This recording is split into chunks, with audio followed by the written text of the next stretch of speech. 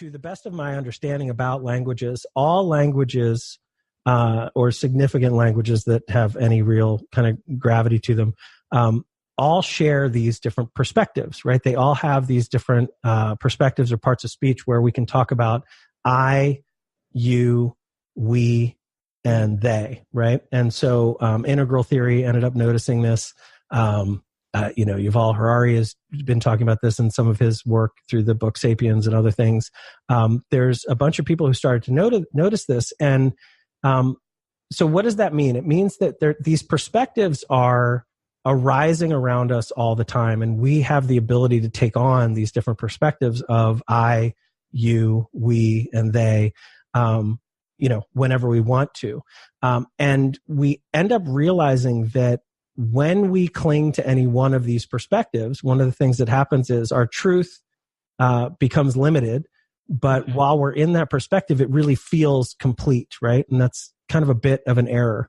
So one of the ways that I like to explain this is if you were to imagine a neuroscientist who's in, let me back up a second. If we just think about between I and you, right?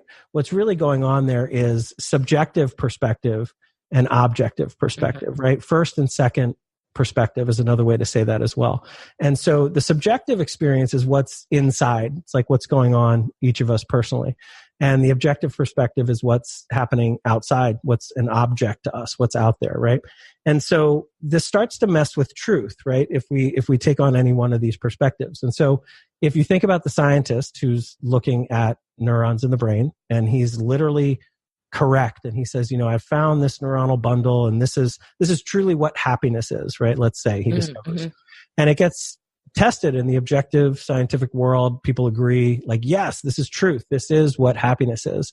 And that can be right from that perspective. But if you then think about a meditator who's done the subjective study of his own consciousness, his own experience for decades or, a long period of time, he might really disagree and say, actually, that's not what happiness is. Happiness is this actual sense of fulfillment that I feel. And those two people, they can get into a long debate. They can just argue about, no, this is what truth is. And, we see this often where people are really caught up in science as truth or science as being right. And that's not inaccurate, right? There's a ton of truth in science, but there's also a ton of truth in our subjective reality as well. And so just that simple perspective shift of being able to understand, okay, there's a subjective reality here. There's my own personal reality.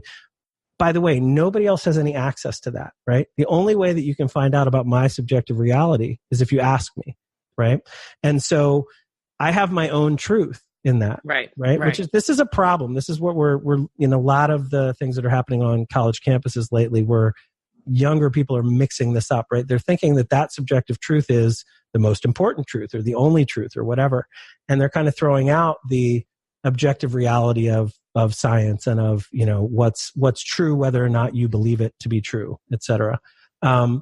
So that difference is that difference in perspective of I'm talking about an objective truth and somebody else is talking about a subjective truth. If we don't know that those are two different things, it leads to all kinds of issues, right? Those two perspectives alone.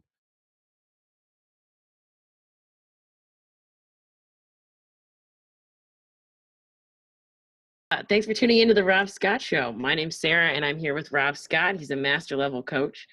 And we're here to we got to start this again. Cut.